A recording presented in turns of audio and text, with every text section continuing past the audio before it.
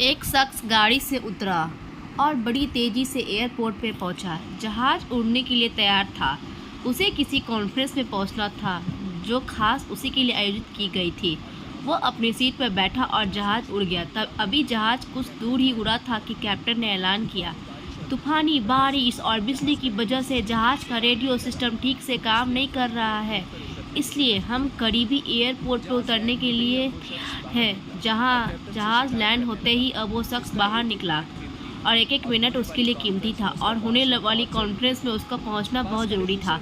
पास खड़े दूसरे मुसाफिर ने उसे पहचान लिया और बोला, डॉक्टर पटनायक, आप जहां पहुंचना चाहते हैं टैक्सी द्वारा यहां से केवल 3 घंटों में पहुंच सकते हैं। डॉक्टर ने उस शख्स का शुक्रिया अदा किया और टैक्सी लेकर निकल पड़ा। लेकिन यह क्या, आंधी तूफान और मूसलाधार बारिश ने गाड़ी का चलना मुश्किल कर दिया। फिर भी ड्राइवर गाड़ी को चलाता रहा। अचानक ड्राइवर को एहसास हुआ कि वह रास्ता भटक चुका है। नाउमीदी के उतार चढ़ाव के बीच उस शख्स को एक छोटा सा घर दिखा। इस तूफान में वही गनीमत समझकर गाड़ी से नीचे उतरा और दरवाजा खटखटाया। आवाज आई, जो कोई भी है अंदर आ जाए। दरवाजा खुला है। अंदर एक बुढ़िया आसन बिछाए भगवत गीता पढ़ रही थी। उसने कहा, माँ जी, अगर इजाजत हो तो आपका फोन इस्तेमाल कर लूं। बुढ़िया मुस्कुराई और बोली, बेटा कौन सा फोन, यहाँ ना बिजली है ना फोन।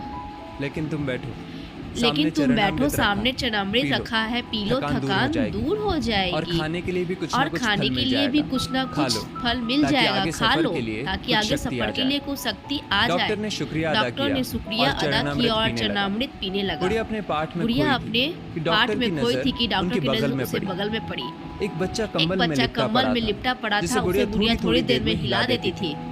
बुढ़िया ने पाठ समाप्त किया तो डॉक्टर ने कहा, माँ जी, आपके स्वभाव और एहसान ने मुझ पर जादू कर दिया।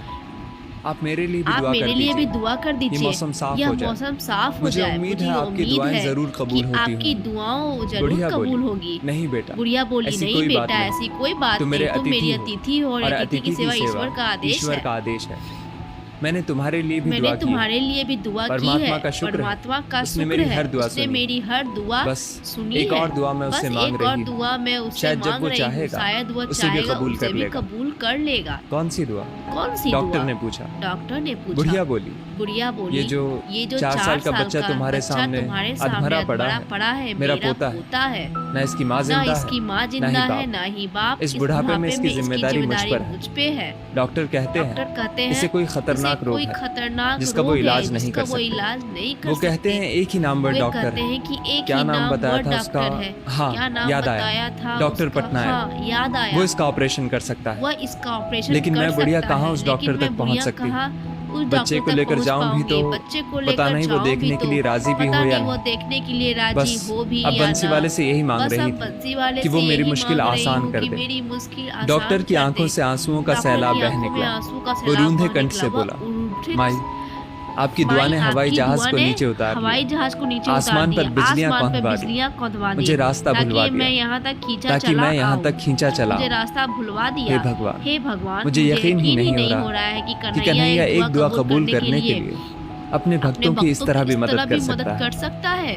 दोस्तों, वो ईश्वर सर्वशक्तिमान है। जहाँ इंसान बेबस हो जाता है वहीं से उसकी परम कृपा शुरू होती है।